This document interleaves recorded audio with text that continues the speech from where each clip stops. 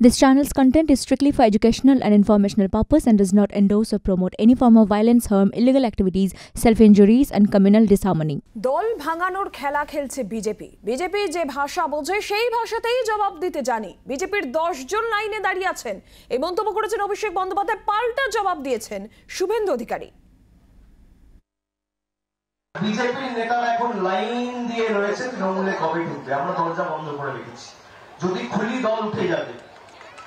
BJP যে ভাষায় বোঝে সে ভাষায় জবাব দিতে অভিষেক বন্দ্যোপাধ্যায় জানে। আপনি দল ভাঙানোর খেলা খেলবেন তো? আমাদের দুজনকে ভাঙিয়ে নিয়ে গেছিল দুটো সাংসদকে, একটা মীর জাফর, একটা গদ্দার 2020 সালে জয়েন করেছিল, তার বাবা আর তার ভাই। সঙ্গে সঙ্গে আপনি দেখবেন বিজেপির দুজন সাংসদ তৃণমূলে যোগদান করেছে, বাবুল সুপ্রিয় আর অর্জুন সিং। আবার এই ভোটের আগে ইডির ভয় দেখিয়ে তাপস রায়কে নিয়ে গেছে বিজেপিতে, প্রার্থী নেই তো, তৃণমূল থেকে নিয়ে গিয়ে প্রার্থী করছে। আমি সঙ্গে সঙ্গে 48 ঘন্টার মধ্যে ওদের আর একজন এমএলএকে ভাঙিয়ে তৃণমূলে নিয়ে এসেছি। এখনো 10 জন লাইনে আছে।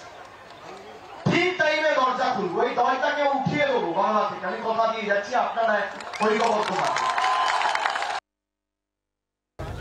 অনেকে জয়েন করিয়েছিলেন, তারপর তো কৃষ্ণ কল্যাণী, মুকুটমণি অধিকারী, বিশ্বজিৎ দাসকে লাইন দিয়ে পদত্যাগ করতে হয়েছে।